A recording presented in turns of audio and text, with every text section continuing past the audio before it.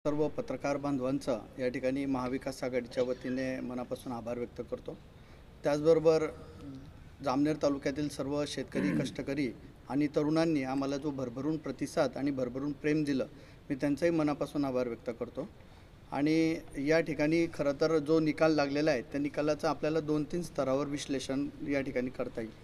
सर्वात अगोदर जर आपण पाहिलं असेल तर जिल्ह्यामध्ये ज्या ठिकाणी भारतीय जनता पार्टी विरुद्ध राष्ट्रवादी काँग्रेस पार्टी अशी लढत झाली, त्या सर्व ठिकाणी सर्वात तुल्यबळ लढाई जर कुठं झाली असेल तर ती जामनेर तालुक्यात झाली।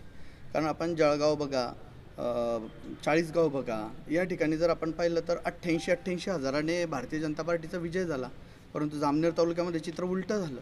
या ठिकाणी 26 हजाराने फक्त भारतीय जनता पार्टीचा विजय झाला। आता आमची लढाई एका मुख्यमंत्री लेवलच्या व्यक्तीसमोर एक सर्वसाधारण शिक्षकाची लढाई होती। म्हणजे आम्ही प्रचारामध्ये जे मुद्दे घेऊन चाललो होतो ती मुद्दे लोकांना अपील झाली, म्हणून एका बाजूला 88 हजाराचा लीड आला आणि दुसऱ्या बाजूला फक्त 26 हजाराचा आला। म्हणजे आम्ही लोकांपर्यंत आमचे मुद्दे 100% पोहोचवायला यशस्वी झालो। हा पहिला मुद्दा। दुसरं सर्वात महत्त्वाचं या ठिकाणी असं झालं की शेवटच्या एका तासामध्ये जे 36,000 मतदान झालं, त्या 36,000 मतदानाने आमचा घोळ झाला। साधारण निवडणूक आयोगाच्या आकडेवारीनुसार 5 वाजेपर्यंत 1,95,000 मतदान झालेलं होतं आणि 6च्या नंतर गेटच्या आत जे वोटिंग झालं ते 36,000 झालं। साहजिकच आहे की हे वोटिंग धनशक्तीमुळे झालेलं आहे, हे निर्विवाद हे आहे। दुसरी महत्त्वाची गोष्ट, आम्ही कुठे कमी पडलो तर जामनेर शहर असेल, शेंदुर्णी शहर असेल, जी मोठी शहर असेल, पहूर कसबे म्हणतो मी, पहूर पेठने खूप चांगली साथ दिली, पहूर कसबे, तर या शहरांमध्येच जर आपण बघितलं असेल तर त्यांनी विशिष्ट पॉकेट्स टार्गेट केलेले होते की ज्यामध्ये 6 वाजेच्या नंतर मतदान चालेल आणि तोच त्यांचा खेळी त्यांची यशस्वी झाली, परंतु ही खेळी धनाची यशस्वी झाली। दुसरा महत्त्वाचा मुद्दा की तालुक्याचं जर आपण बघितलं 2019 साली 2,12,000 मतदान झालेलं होतं, आता 2,36,000 मतदान झालं। लोकसभेला 2,05,000 मतदान झालं।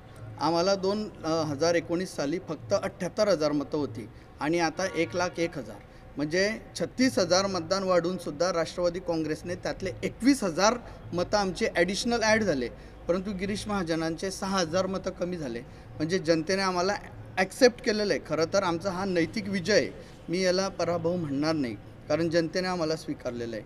1,00,000 लोक आज आमच्यासोबत आहे, त्यामुळे असं मुळीच होणार नाही की आता पराभूत झाले आणि मग पुढे काय। जसं महाजन साहेब बोलले होते की समोर सगळा अंधार दिसतोय, परंतु जनतेने दाखवून दिलं, त्यामुळे त्यांना प्रचार करता आला नाही आणि रिस्पॉन्स त्यांना तसा मिळाला नाही। शेवटी फक्त पैसा हाच त्यांचं महत्त्वाचं शस्त्र होतं। परंतु या ठिकाणी मी आश्वासन देऊ इच्छितो की थोडंसं नैराश्य आलं होतं, परंतु आमच्या पाठीमागे 1,00,000 लोकांची ताकद आज आहे। आम्ही सक्षम विरोधक या ठिकाणी आहोत। महाजन साहेब जरी मंत्री बनले तरी आमचा आवाजाची धार ही पूर्वीपेक्षा 21,000ने वाढलेली आहे। त्यामुळे या निवडणुकीचं फक्त नुकसान एकच झालं की या जामनेर तालुक्यामध्ये आम्ही जे मुद्दे घेऊन आलेलो होतो, विकासाचा मुद्दा असेल, रोजगाराचा मुद्दा असेल, याच्यापासून तालुका 5 वर्ष दूर गेला, परंतु येणाऱ्या काळात 5 वर्ष आम्ही आमची विरोधाची धार ही तीव्र ठेवू असं या ठिकाणी मी महाविकास आघाडीच्या निमित्ताने व्यक्त करतो। त्याचबरोबर इलेक्शन संपलं, राजकारण संपलं, ही आमची राष्ट्रवादी काँग्रेस पार्टीची संस्कृती आहे। त्यानुसार मी पुन्हा एकदा जे निवडून आलेले जामनेर तालुक्याचे आमदार आहेत यांचं मी मनापासून पक्षाच्या वतीने अभिनंदन करतो आणि आशा ठेवतो की आम्ही जी मुद्दे या ठिकाणी भाषणांमधून लोकांपर्यंत मांडलेली होती, रोजगाराची असतील किंवा इतर असतील, त्या गोष्टीवर त्यांनी भर द्यावा। आणि मी पुन्हा एकदा आपल्या सर्वांच्या माध्यमातून जनतेच्या मनापासून आभार व्यक्त करतो आणि त्यांना सांगतो की पुढच्या पंचवार्षिकलासुद्धा आम्ही सर्व सामूहिक हितासाठी आणि सार्वजनिक हितासाठी आमचा लढा हा चालूच राहील। आज नाही तर उद्या आमचा विजय हा पक्काच राहील। आणि शेवटचा एकच मुद्दा या ठिकाणी सांगतो की भारतीय जनता पार्टी या ठिकाणी एक फेक नॅरेटिव्ह यशस्वी झाली, तो म्हणजे मराठा विरुद्ध ओबीसी। भारतीय जनता पार्टीचे जे कार्यकर्ते होते ती हे असंच भासवत होते की मराठा एक झाले, परंतु आमच्या सरांच्या असतील, DK दादा असतील, राजू काका असतील, मी असेल, आमचे तालुकाध्यक्ष असतील, या सर्वांच्या भाषणातून जर तुम्ही बघितलं तर कुठेच जातीचा उल्लेख आला नाही। जे पण आले ते आम्ही विकासाच्या मुद्द्यांवरच भाषण केलेले आहेत, त्यांचा तो एक नॅरेटिव्ह यशस्वी झाला। परंतु मी सरांचं मनापासून अभिनंदन करतो।